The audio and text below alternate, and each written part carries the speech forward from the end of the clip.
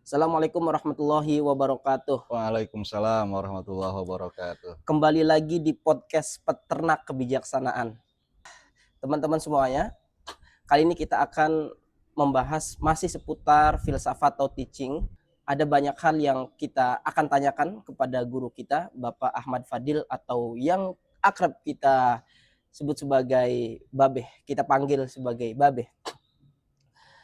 Kali ini kita akan membahas seputar ilmu dan amal, tentu dalam perspektif filsafat Cina atau Tao Te Ching. Ada beberapa pertanyaan yang nanti akan saya tanyakan kepada guru kita, terutama mengenai soal itu.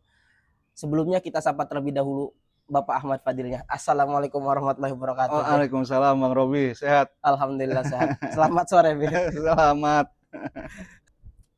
Kali ini kita masih membahas seputar filsafat Tao Te Ching, Be. Iya, baik.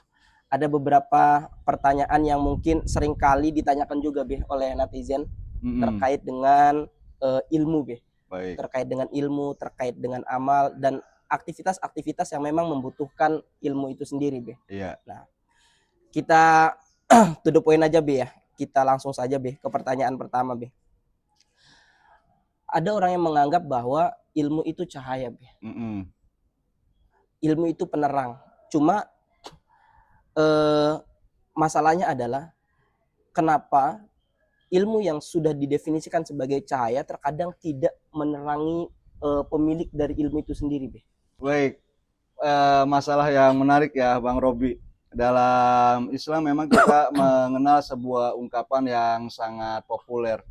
Al ilmu nurun. Ilmu itu adalah cahaya, bukan ilmu itu nurun artinya nyontek ya. Kalau enggak turun-temurun, Be, ya. Iya. Kita berangkat dari akar tradisi kita, kemudian basisnya filsafat Islam dan tasawuf, kemudian juga kita coba dialogkan lintas peradaban dengan filsafat Cina, Tao Te Ching, atau pada pertemuan ini kita juga akan menyentuh sedikit dari Konfusianisme. Ya. Nah, adakah ungkapan yang paralel dengan al ilmu nurun dalam Tao Te Ching dan Analek? Analek itu kitab sucinya Konfusianisme, Bang Robi. Karyanya Konfusius. Nah, di dalam Tao Te Ching memang ada metafor cahaya, tapi arahannya berbeda. Ada beberapa bab yang menggunakan metafor terang dan gelap. Misalnya pada bab 33 yang dikatakan yang mengenal orang lain itu cerdas, yang mengenal dirinya sendiri itu terang, atau Ming katanya dalam bahasa Cinanya. Di sini istilah Ming yang berarti terang atau bercahaya itu bukan tentang akumulasi ilmu, tapi tentang kesadaran diri. Karena tadi dibilangnya apa? Yang mengenal dirinya sendiri itu orang yang terang. Betul. Sedangkan orang yang mengenal orang lain itu cerdas. Kalau keilmuan kita arahkan kepada objek yang di luar diri kita, ya kita cerdas, bisa mengenal hukum alam, bisa mengenal hukum dagang, hukum politik dan sebagainya. Tapi kalau kita arahkan fakultas-fakultas pengetahuan kita untuk mengenal diri sendiri, maka kita akan menjadi orang yang terterangi, gitu ya tadi. Kemudian pada bab 52 itu diterangkan bahwa yang melihat sesuatu yang halus atau yang kecil itulah yang disebut dengan terang. Melihat yang halus atau kecil itu artinya memiliki kepekaan batin gitu. Sensi gitu ya, punya sensitivitas gitu. Enggak sensi gitu ya. Tapi enggak sensian. Kemudian ada lagi di bab 27, orang yang baik berjalan tanpa jejak. Di sini memang nggak ada eksplisit kata cahaya, tapi ada implikasi dari adanya cahaya, yaitu orang yang menyatu dengan Tao. Ingat artinya bisa jalan, bisa juga agama.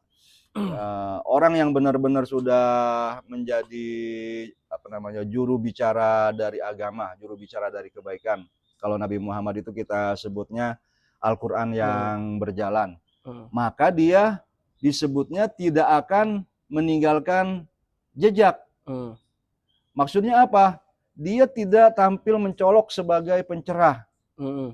tapi dia bisa menerangi orang tanpa melakukan klaim apapun. Itu yang dari Taoisme gitu ya. Jadi tidak ada slogan ilmu adalah cahaya, tapi di sana ada isyarat-isyarat bahwa yang bercahaya adalah kesadaran yang kosong dari ego. Hmm. Bahwa ilmu juga bisa justru menghalangi cahaya jika mempertebal kehendak mengatur. Selanjutnya saya lanjut ya ke Analek. Analek itu Oke, dari siap. Konfusianisme. Di sana dia memang lebih dekat dengan gagasan ilmu itu sebagai cahaya. Misalnya di ayat 2 di pasal 2 ayat 15 diterangkan belajar tanpa berpikir adalah sia-sia. Berpikir tanpa belajar adalah berbahaya.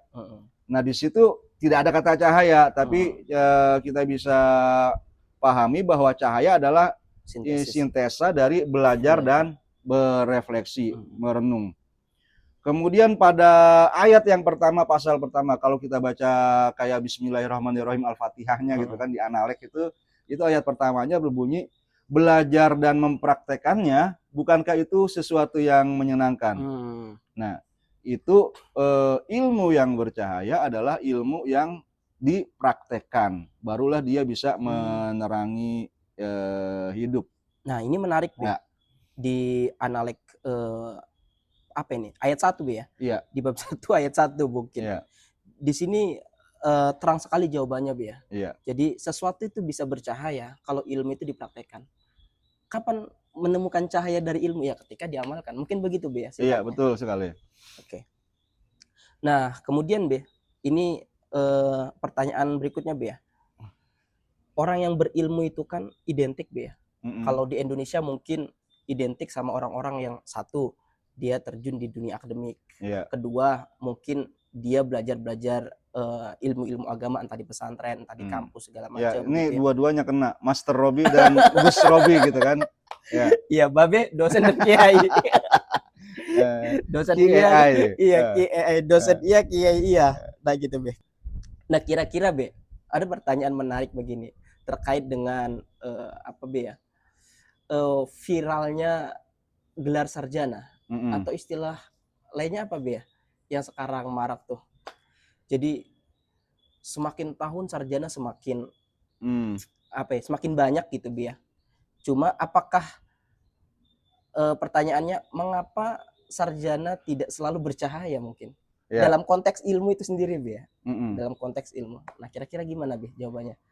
Ya, ini bagian yang paling menarik ya, karena di drama Cina ya. Tapi kalau belum suka nonton nggak usah nonton deh. Nonton sesekali. Para pelajar Taoisme atau Konfusianisme itu ya disebutnya sarjana gitu ya. Santri juga ya sebenarnya lebih mendekati kepada santri sih. Sistem pendidikan yang di drama Cina itu kalau saya bayang-bayangin itu. Mengapa? Pertanyaannya tidak selalu menjadi bercahaya. Nah, kalau kita membahas bagian yang paling menarik ini, Bang Robi, maka dalam Taoisme itu diterangkan masalahnya bukan karena kurangnya ilmu, tapi justru karena terlalu banyak konsep. Gimana tuh maksudnya? Sesuatu yang sederhana itu yang kita hadapi sehari-hari dalam bidang keilmuan itu kan didekati oleh banyak ilmu. Lafalnya hanya Bismillahirrahmanirrahim kalau Al-Quran misalnya, tapi dia bisa didekati dengan ilmu bahasa saja, mulai dari nahwu, sorof, balagoh, kemudian atribut lainnya. Iya, ilmu fikih, ilmu teologi, filsafat dan sebagainya. Jadi kapan mau mengamalkan Bismillahirrahmanirrahimnya nih? Kapan kita bisa bercahaya oleh ayat itu? Kalau kita misalnya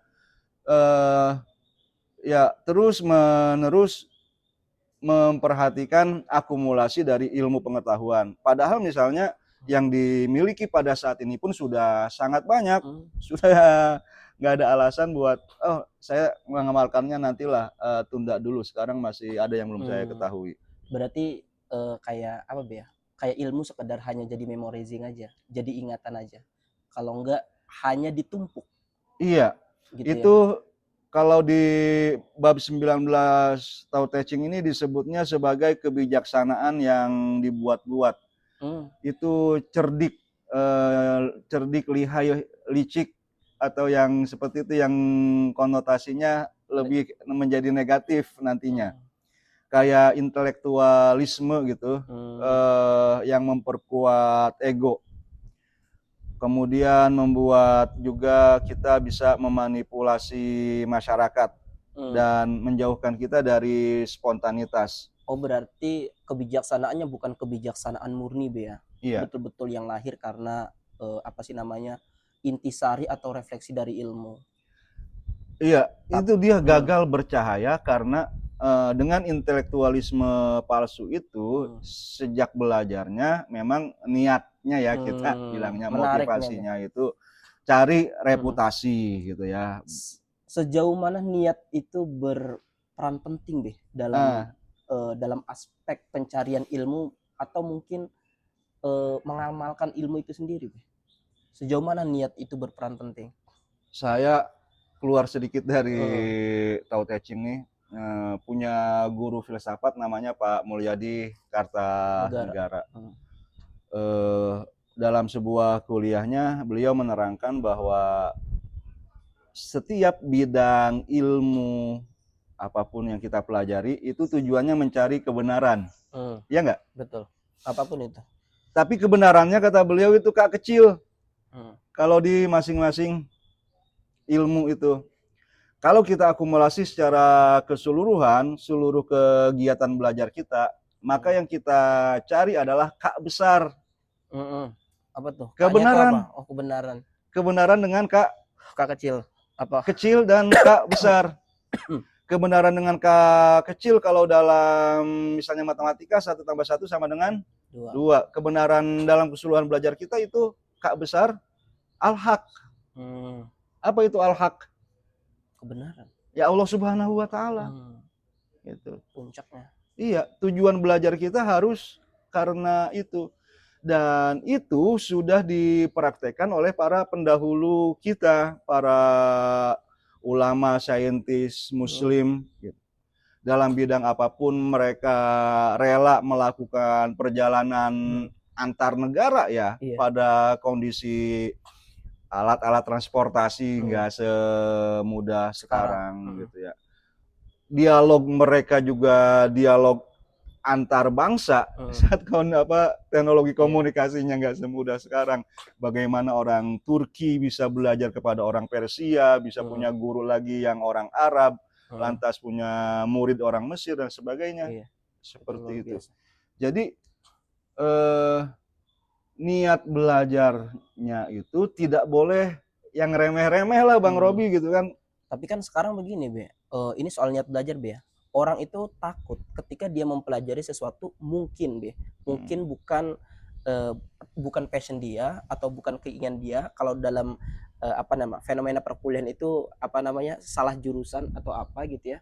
Ya. Dia belum sampai pada pemikiran bahwa semua ini yang kita pelajari adalah hakikatnya adalah mencari kebenaran atau niat memang mempelajari ilmu Tuhan gitu be. Sehingga gitu pikirannya terjebak pada imajinasi tentang wah kalau saya kuliah ini belajar ini orientasi kedepannya seperti apa, sedangkan hidup zaman sekarang kan konkret be, kita belajar A ya tentu apa yang bakal kita hasilkan dari si A ini Iya. gitu.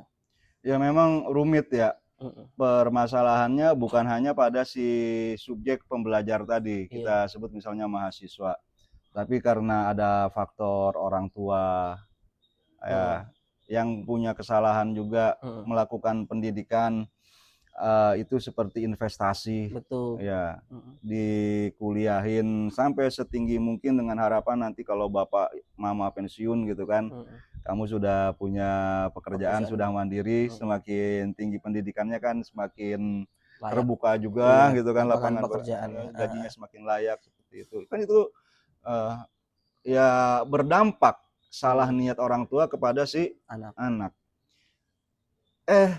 Di pihak kampusnya juga sama gitu kan. Saya pernah jadi ketua prodi Prodi, gitu kan, dan dituntut untuk menjelaskan profil alumni Anda ini bisanya bekerja sebagai apa gitu kan. Ya, di dalam hati mah kan saya jawab gitu kan, untuk urusan kerja nanti ada logikanya sendiri.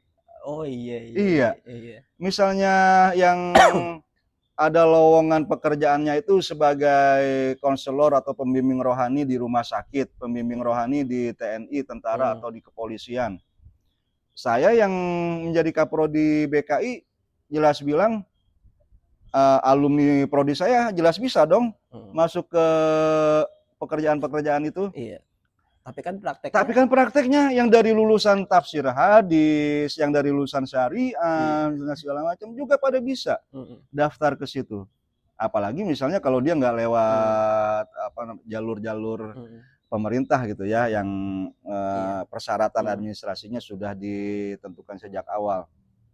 Jadi salah di mahasiswa tadi didukung oleh kesalahan orang tuanya, diperkuat oleh kesalahan dari pihak kampusnya. Kan repot kalau kita sebagai podcaster bersuara itu niat yang terlalu remeh gitu kan. Jangan kamu niat belajar hanya untuk nanti jadi ASN, hanya nanti untuk menjadi ya dapat pekerjaan apa. Iya. Saya juga selalu bilang, Be, kalau kamu belajar ya fokus ke ilmunya. Soal nanti kerja gitu ya, nanti ada logikanya tersendiri, ada rumusannya tersendiri. Tapi kan ya lagi-lagi kadang itu kurang diterima. Iya, jadi tadi betul itu memang problem apa ya kita sebutnya psikologis atau apa, salah jurusan itu. Jadi dia nggak merasa full ya, nggak merasa utuh saat datang ke kelas. Saat misalnya bercerita, kamu jurusan apa di UIN? Jurusan manajemen. Wih, keren kan? Dia nggak mau melanjutkan manajemen haji dan umroh. Misalnya, mohon maaf nih, gitu kan. Saya ngajar di kelas manajemen haji dan umroh kayak gitu. Karena misalnya dalam angan-angan dia waktu di SMA, dia ingin kuliahnya misalnya di UI, di jurusan manajemen bisnis atau apa gitu kan. Ekspektasinya tinggi lah. Iya, saat dia nggak bisa ke sana karena nggak diizinin oleh orang tuanya misalnya, udah kuliahnya jangan jauh-jauh gitu kan ke Depok, di Serang aja gitu kan. Nggak ada jurusan manajemen bisnis di Serang, ada manajemen haji dan umroh. Masuk aja ke jurusan itu gitu kan. Yang penting manajemen. Yang penting manajemen. Dan pas dia cerita ke teman-temannya, gue juga kuliah di prodi manajemen gitu kan. Nah, itu kan ada penyangkalan gitu kan terhadap status dirinya. Apa yang dia pelajari misalnya, apakah akan dia praktekkan nanti? Kalau seseorang misalnya nggak menerima dirinya secara utuh, ilmu kan seharusnya dipelajari untuk dipraktekkan, bukan untuk karir saja. Nah ini dia, karirnya saja dia tolak gitu kan. Iya. Apa merasa kurang bahagia gitu, Be. Jadi kebanyakan Be mahasiswa tuh gini, atau saya pribadi, imajinasi tuh kayak, wah saya kalau kuliah di sini sepertinya kurang mendapatkan kebahagiaan setelahnya. Atau memang bukan setelahnya, ketika proses dalam memahami ilmu itu sendiri yang muncul mungkin gitu ya, kesengsaraan mungkin dalam tanda kutip gitu ya, kurang ketersiksaan gitu segala macam, sehingga orientasinya tuh sudah kabur. Bagaimana dia setelahnya bakal sekedar jadi sarjana gitu ya. Ujung-ujungnya ya udah yang penting sarjana. Selepas dari itu ya nanti bagaimana dunia bermain atau berperan gitu, Be. Kembali ke al ilmu itu nurun gitu. Itu kalau kita baca awal dan akhirnya kan di salah satunya di syairnya Imam Syafi'i ya. Syakautu ila waqi'in su'a hibzi. Fa arsyadani ila tarkil ma'asi. Li'annal ilma nurun wa nurullahi la yuhda lil asi. Imam Syafi'i waktu belajar kepada gurunya yang bernama Waqi merasa bahwa loh kok ini hari-hari ini kayaknya belajar saya tuh nggak enak gitu ya, nggak cepet paham, yang saya hafalkan nggak cepet bisa saya hafal. Lantas syakautu ila Waqi, aku mengadu kepada guruku Waqi su'a hifzi, tentang sulitnya aku menghafal. Fa arsyadani ila tarkil ma'asi, guruku mengarahkanku, menganjurkan aku untuk meninggalkan kemaksiatan. Li'annal ilma nurun, karena ilmu itu adalah cahaya, wa nurullah la yuhda lil asi, dan cahaya dari Allah itu tidak diberikan kepada pelaku maksiat. Jadi tadi pertanyaannya Bang Robi itu, kita harus segera sadar bahwa apapun bidang ilmu yang kita pelajari, bahwa ilmu yang kita harapkan menjadi cahaya, cahaya itu hanya bisa kita peroleh dari Allah. Begitu. Oke. Ini Dan dia bisa tertutup gitu pada saat bukan ilmunya nggak jadi cahaya, tapi pada saat batin kitanya yang tertutup, yang Bang Robi bilang tadi, menolak melakukan sesuatu dengan terpaksa, tersiksa gitu. akhirnya kurang bahagia, Be, ya. Iya. Nah, ini lanjut, Be, ke pertanyaan kedua apa ketiga ini, Be.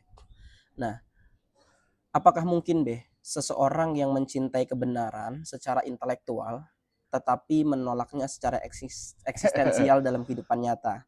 Apa yang menyebabkan jarak antara kesadaran dan komitmen itu sendiri, Be? Iya, ini ya semakin menarik ya. Secara teoretis Bang Robi ngebayangin orang itu cinta sama ilmu. Tapi dalam kehidupan nyata secara moral gitu ya, atau secara etis dia menolak ya. Dia menolak. Ya, kalau misalnya dalam Tao Te Ching dan Analek itu kita bisa melihat ada dua model relasi antara pengetahuan atau learning dengan pengamalan atau virtue. Baik Tao Te Ching maupun Analek sebenarnya sama-sama menolak intelektualisme kosong. Tadi ya yang pura-pura menjadi sarjana tapi sebenarnya hanya demi ego saja. Tapi antara Tao Te Ching dan Konfusianisme ini sebenarnya asumsi metafisik dan etisnya berbeda. Di dalam Tao Te Ching dikatakan bahwa kalau kita belajar berarti kita menambah informasi.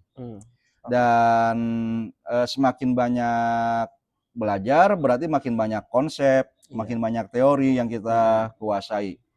Tapi kalau mengamalkan ilmu itu berarti mengurangi ego.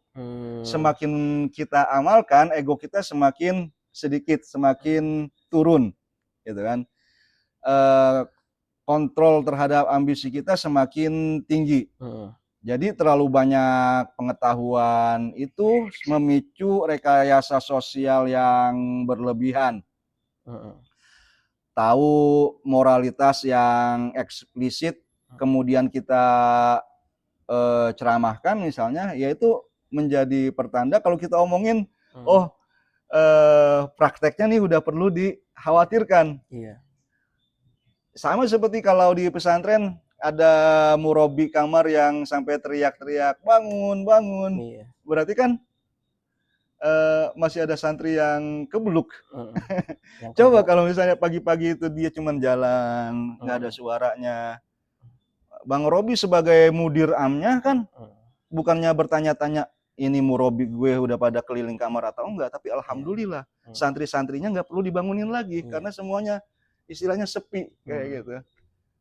Jadi semakin kita banyak teriak moral, kalau kata Tao Te Ching itu semakin banyak pengajaran memberikan orang supaya tahu ilmu, itu berarti akhlak yang hidup di masyarakatnya sudah nggak ada.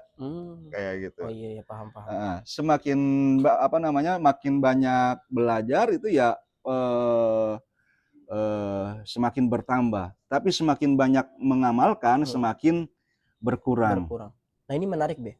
Nah, problem sekarang itu kan sebetulnya salah satu yang paling menonjol, Be, ya, yang harus sama-sama kita sadari, entah laki-laki entah perempuan, adalah problem ego. Tadi sebetulnya menarik, Be. Jadi dengan cara apa supaya ego itu terkikis dan kemudian perlahan hilang dalam diri setiap orang?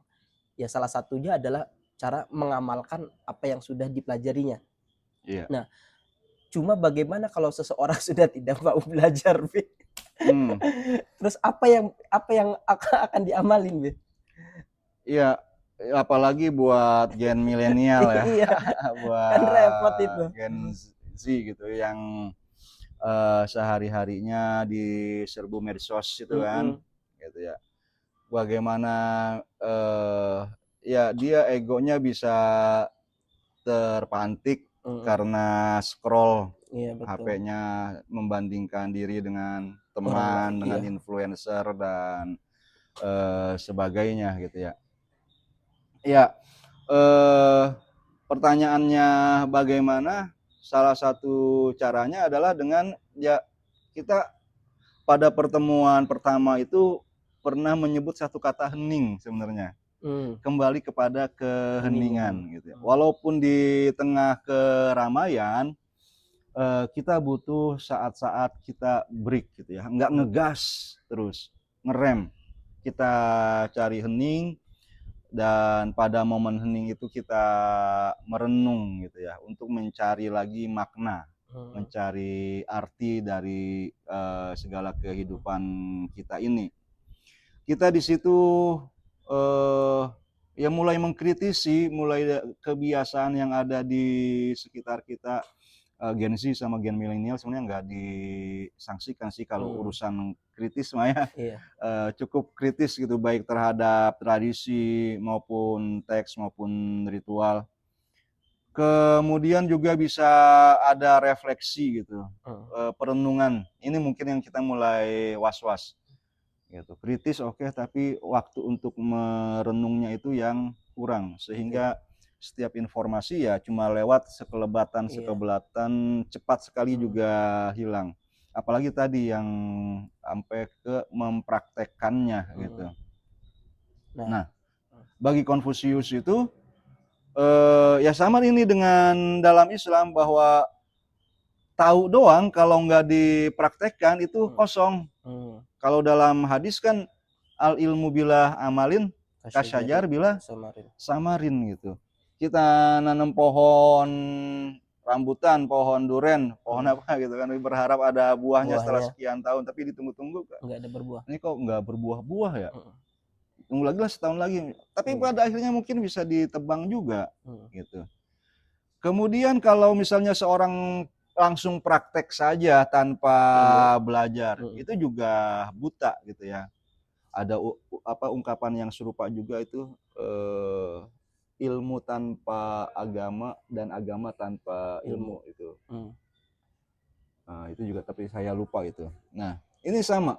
Jadi, eee, kembali kita selain si subjeknya, termasuk diri kita sendiri ya, mmm, perlu cari keheningan, perlu merenung, perlu mempraktekkan, tapi juga kita perlu support system, mhm, keluarga, komunitas, gitu yang mau membantu kita disiplin dalam melaksanakan kebajikan. Ada ya menjadi ritual gitu kan. mhm, Yang kemarin kita bahas kita mau berpuasa itu mmm, kan bisa jadi karena belum ada motivasi yang ikhlas dari dalam eee, hati, tapi mmm, karena dikerjain rame-rame. rame-rame sehingga kita Nah, mau berpuasa, nah iya, iya, seperti membaca buku juga misalnya seperti itu, bikin komunitasnya mhm, gitu. Ya nanti lama-kelamaan tuh yang ditanyain ego gitu kan iya, bisa. Memang harus dikikis sedikit sedikit, demi sedikit gitu. oke. Ini lanjut, Be, Baik. pertanyaan terakhir, menarik ini, Be. Apakah ilmu tanpa tazkiyatun nafas atau Hmm, penyucian jiwa, Be, justru berpotensi melahirkan kesombongan spiritual? iya. Nah,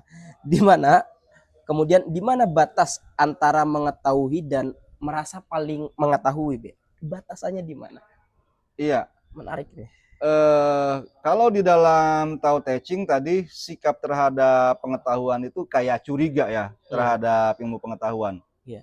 Mm, Ente semakin banyak tahu tuh semakin ribet lah ngomongnya gitu kan, nggak spontan. iya betul. Bahkan mikir dulu Be kadang. Dari mana nih mulainya gitu kan? Iya. Mm, Kalau Konfusianisme itu ya mengagungkan belajar. Kemudian kalau dalam sumber kebajikan, Tao Te Ching itu spontanitas alami, Analek itu pendidikan dan pembiasaan. mm, Jadi ya Analek yang Konfusianisme ini masih terus menyerukan belajar sebelum penyucian, sebelum tazkiyatun nafas gitu. Nah, bedanya pada saat cara menjadi orang baik, saat kita cari garis batasnya itu, lantas kalau Taoisme mengajari kita untuk mengosongkan diri dari ego, maka Analek itu menyuruh kita untuk mengkultivasi kemarin gitu ya, melatih kebajikan, melatih batin kita. Mungkin nggak tahu benar atau salah gitu ya. Kayak kalau dalam tasawuf itu ada tahliyah dan tahliyah. Apa itu, Be? Kalau tahliyah itu mengosongkan diri dari sifat-sifat yang tercela. Kalau tahliyah itu menghiasi diri dengan sifat-sifat yang terpuji. Seperti pagi hari mandi dulu baru pakai minyak rambut gitu segala kan. macam. Ya orang tahliyah tuh kalau mau bikin bangunan juga dia bersihkan dulu kan, areal bangunannya, baru dia bikin bangunannya gitu. Nggak bisa bikin masih miring-miring, masih itu ada bersih-bersih dulu sebelum kita berhias. Sebelum menaruh air ke dalam gelas, kita pastikan dulu gelasnya harus bersih gitu maksudnya. Iya. Nah, ada titik temu yang mendalam sebenarnya, walaupun itu tadi beda pendekatan, tapi pengetahuan yang tidak mengubah hidup itu tidak bernilai. Mungkin Bang Robi jadi ingetnya sama Karl Marx ya. Para filosof dari zaman dulu udah banyak ngobrolin tentang dunia itu bagaimana. Padahal yang paling penting kita lakukan sekarang itu adalah mengubah dunia gitu. Ya kita mengubah diri sendiri gitu. Ilmu itu harus bersifat transformatif, enggak harus memerdekakan, membebaskan gitu, memberdayakan minimal, atau mengembangkan yang paling minimal lagi gitu ya. Tidak sekedar terakumulasi. Tadi rumusannya pengetahuan yang tidak mengubah hidup adalah tidak bernilai. Sudah berapa lama kita belajar Al-Ikhlas? Dalam sholat tarawih di sebagian masjid, sebagian besar masjid Al-Ikhlas dibaca terus kan? Rokaat pertama baca At-Takasur, rokaat keduanya Al-Ikhlas, rokaat ketiga Al-Asr, empatnya Al-Ikhlas. Tapi sudah jadi ikhlas belum misalnya Bang Robi dengan teman sesama ustaz? Sudah ikhlas belum dengan guru, dengan murid, dengan pacar kalau belum punya istri gitu kan? Ya sama seperti saya. Jangan-jangan misalnya semakin lama berumah tangga misalnya yang paling gak diikhlasin itu justru pasangan sendiri. Ya apa gunanya berarti itu kan Al-Ikhlas dibacain tiap malam taraweh kita. Atau tadi Al-Hakumut Takasurnya dibacanya cuma satu kali. Al-Hakumut Takasur kita dengerin khusyuk gitu kan. Tapi beres dari sholat taraweh kita langsung takasur lagi. Banyak-banyakan konten, banyak-banyakan viewer. Karena nggak paham Be, aja dihafal Al-Hakumut Takasur terus gitu kan. Iya, padahal itu takasur terus gitu kan. Nah, oke. Menarik Be tadi apa yang sudah Babe sampaikan. Nah, ini di sesi akhir Be ya. Di sesi akhir saya butuh closing statement Be mengenai tadi seputar bagaimana ego itu bisa di bumi hanguskan dengan ilmu yang diamalkan gitu Be. Kemudian juga tadi seputar bagaimana seseorang bisa meraih kebijaksanaan murni dalam dirinya sehingga tidak ada manipulasi kebijaksanaan tadi yang sudah Babe jelaskan. Nah, kira-kira Be, ini kan di bulan suci Ramadan Be. Kira-kira apa closing statement dari Babe supaya bulan Ramadan ini adalah bagian dari edukasi buat kita supaya lebih cinta mungkin terhadap ilmu gitu ya, lebih cinta mengamalkannya segala macam gitu. Iya. Ilmu tanpa amal itu bisa jadi argumentasi yang justru memperparah kesengsaraan kita di akhirat. Jadi kita berdoa semakin banyak misalnya bertambah ilmu kita, itu dia bisa menjadi pengacara yang membela kita, bukan penuntut yang mau mendakwa diri kita. Ilmu kita bisa seperti itu. amal tanpa ilmu itu juga kesesatan gitu ya. Jadi yang terbaiknya memang